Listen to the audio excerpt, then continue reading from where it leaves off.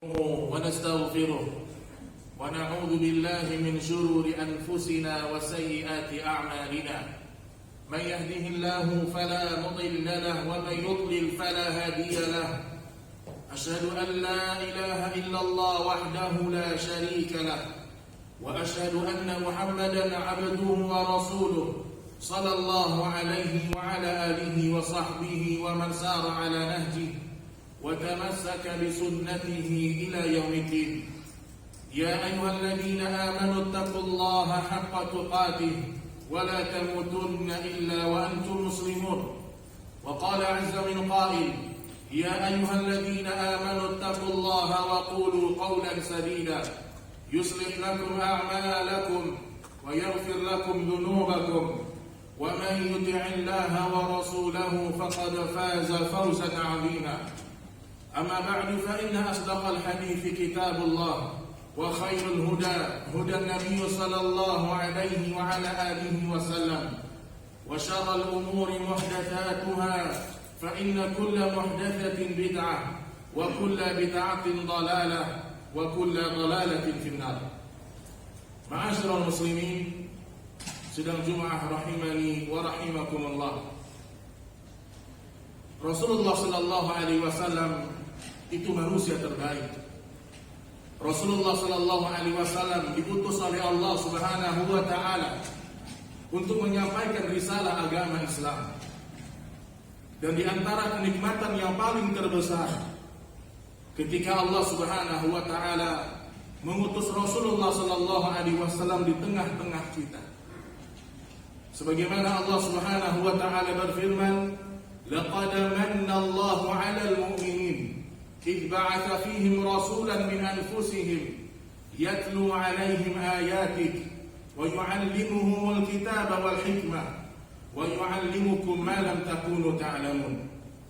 Di antara nikmat terbesar yang Allah anugerahkan kepada umat Nabi Muhammad sallallahu alaihi wasallam, diutusnya Rasul di tengah-tengah kalian, yang mana Rasul tersebut mengajarkan kepada kalian al-hikmah, mengajarkan kepada kalian Al-Quran dan sunnah Nabi Muhammad sallallahu alaihi wasallam. Dengan Al-Quran dan hikmah tersebut, seorang hamba disucikan oleh Allah Subhanahu wa taala dan mereka berilmu tentang apa yang Allah ajarkan kepada mereka. Kaum muslimin rahimani wa rahimakumullah, sekalipun Rasulullah sallallahu alaihi wasallam itu manusia terbaik, hati yang paling bersih dari seluruh hati manusia yang pernah hidup di dunia, namun Nabi Muhammad sallallahu alaihi wasallam juga berlindung kepada Allah dari 4 keburukan. Kalaulah Nabi sallallahu alaihi wasallam berlindung dari 4 keburukan, maka kita lebih pantas, lebih layak dan lebih harus untuk berlindung dari 4 keburukan ini. Rasulullah sallallahu alaihi wasallam berdoa kepada Allah, Allahumma inni a'udzubika min ilmin la yanfa' wa min qalbin la takhsha' wa min nafsin la tashba' wa min da'watin la yustajabu laha. Ya Allah, kata Rasul kita sallallahu alaihi wasallam, aku berlindung kepadamu dari ilmu yang tidak bermanfaat. Ini yang pertama, ikhwani fiddin. Rasul tidak mungkin belajar ilmu yang tidak berguna. Rasul tidak pernah mungkin menyampaikan ilmu yang tidak bermanfaat. Karena semua yang keluar dari lisan Rasul kita sallallahu alaihi wasallam adalah wahyu. Namun bersamaan dengan itu, Nabi Muhammad sallallahu alaihi wasallam juga berlindung dari ilmu yang tidak bermanfaat. Kata Al-Imam As-Sa'di rahimahullahu taala, ketika beliau menjelaskan tentang ilmu yang tidak bermanfaat, beliau mengatakan ada 3 bentuk. Yang pertama, ilmu yang memang tidak boleh dipelajari, ilmu yang memang dipelajari mendatangkan dosa dan maksiat, yaitu ilmu sihir. Datang kepada dukun, percaya kepada cincin tertentu, percaya kepada hari sial, dan seterusnya. Ini diharamkan dalam agama kita. Bahkan kata Nabi kita sallallahu alaihi wasallam, man ata kahinan fa saddaqahu bima yaqul faqad kafara bima unzila ala Muhammad. Barang siapa yang datang kepada seorang dukun kemudian dia membenarkannya, maka dia telah kufur dari agama Rasulullah sallallahu alaihi wasallam. Ini yang pertama, yang tidak berguna sama sekali. Kemudian yang kedua, ilmu yang tidak bermanfaat adalah ilmu dunia yang membuat seorang hamba tidak mengenal dengan Allah Subhanahu wa taala. Harusnya orang yang belajar ilmu dunia, orang yang belajar ilmu astronomi, ilmu penciptaan langit dan bumi, ilmu kesehatan, harusnya membuat dia semakin dekat kepada Allah. Apa kata Allah Subhanahu wa taala? Wa yatafakkaruna fi khalqis samawati wal ard. Rabbana ma khalaqta hadza batilan subhanak faqina adzabannar. Di antara ciri-ciri orang yang beriman, mereka itu memikirkan penciptaan langit dan bumi. Mereka pikirkan, mereka pelajari. Hasil dari mereka belajar ilmu dunia, Rabbana ma khalaqta hadza batila. Kata para ulama tafsir, semua ilmu dunia yang dipelajari hasilnya bukan Rabbana, hasilnya tidak mendekatkan seorang hamba kepada Allah, ilmunya tidak berguna. Makanya Allah Subhanahu wa taala sebutkan dalam surah Ar-Rum, ya'lamuna zahiran minal hayatid dunya wa hum 'anil akhirati hum ghafilun. Kebanyakan manusia itu hanya paham dengan ilmu dunia saja. Islam tidak melarang kita belajar ilmu dunia, tetapi yang dilarang dalam Islam kita mengerti ilmu dunia sehingga kita meninggalkan ilmu agama. Itu dia bentuk yang kedua, saudaraku yang dimuliakan Allah. Kemudian yang ketiga, ilmu yang tidak berguna adalah ilmu agama yang tidak diamalkan, tidak berguna. Sebagaimana Allah Subhanahu wa taala berfirman, kabura maqtan indallah an taqulu ma la taf'alun.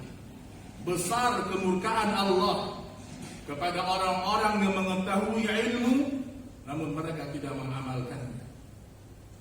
Pertanyaan besok di akhirat bukan berapa banyak ilmu yang kita pelajari. Pertanyaan besok di hadapan Allah bukan berapa ayat yang kita hafalkan. Tetapi Allah Subhanahu wa taala mengatakan, fa unabbiukum bima kuntum ta'malun.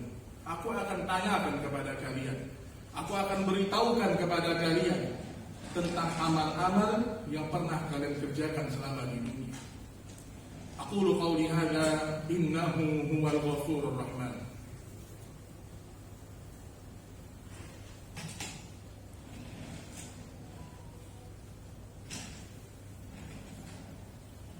Alhamdulillahi ala ihsani wa syukru lahu ala taufiqihi wa amtinani wa asyhadu an la ilaha illallah ta'ziman li sya'ni. Ma'asyiral muslimin rahimani wa rahimakumullah.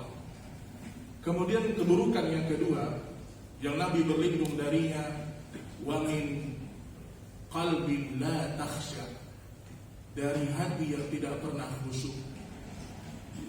Nabi kita sallallahu alaihi wasallam ketika meluruskan safnya para sahabat, di antara nasihat Rasul kita sallallahu alaihi wasallam, istawu sufufakum fa inna taswiyatas sufuf min tamamis shalah, sallu ka salatil muadzin. Luruskan, rapatkan saf kalian, karena itu bagian dari kesempurnaan salat. Kemudian Nabi tambahkan sebuah kalimat yang penting sekali. Kata Nabi, salatlah kalian seakan-akan kalian akan berjumpa dengan kematian. Salatlah kalian seakan-akan ini salat yang paling terakhir. Maka kalau hati kita tidak pernah khusyuk beribadah kepada Allah, perbanyak bertaubat kepada Allah. Betapa banyak hati itu susah kembali kepada Allah karena dosa dan maksiat. Oleh karena Nabi kita sallallahu alaihi wasallam menyuruh kita bertaubat setiap hari kepada Allah.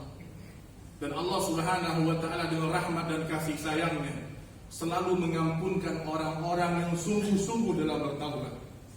Sebagaimana Allah Subhanahu wa taala berfirman, "Innallaha la yaghfiru an yushraka bih wa yaghfiru ma duna dzalika liman yasha."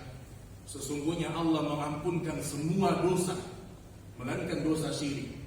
kecuali dia bertaubat sebelum dia meninggal dunia, dan Allah mengampunkan dosa-dosa selain itu. Ini keburukan yang kedua. Kemudian yang ketiga, Allah Subhanahu wa taala menyuruh Nabi sallallahu alaihi wasallam berlindung dari keburukan yang ketiga, wa min nafsin la tasbah, dari jiwa yang tidak pernah puas. Tidak ada sifat qanaah, tidak ada sifat merasa puas dengan karunia Allah.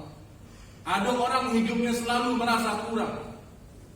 Allah berikan dia nikmat, selalu merasa kurang. Dan ketika para sahabat bertanya, "Ya Rasulullah, siapa orang yang paling miskin? Wa mal miskin ya Rasulullah?" Jawaban Rasul kita tercinta alaihi salatu wassalam, orang yang paling miskin, yang punya banyak harta tetapi hatinya merasa kurang terus. Ini sifat buruknya manusia. Maka Nabi kita sallallahu alaihi wasallam memberikan wasiat kepada Abu Dzar Al-Ghifari untuk melihat orang yang berada di bawah kita dalam urusan dunia. Rasulullah sallallahu alaihi wasallam bersabda, "Qad aflaha man aslam wa ruziqa kafafan wa qanna'ahu Allahu bima atah." Sungguh beruntung mereka yang masuk Islam, kemudian Allah menganugerahkan kepada mereka rezeki, dan Allah karuniakan kepada mereka hati yang merasa cukup, qanaah, bersyukur kepada Allah. Kemudian yang terakhir, kaum muslimin rahimani wa rahimakumullah, Nabi berlindung dari doa yang tidak diijabah. Salah satu pondasi besar, sebab terbesar doa kita ditolak oleh Allah karena kita memakan hal yang haram.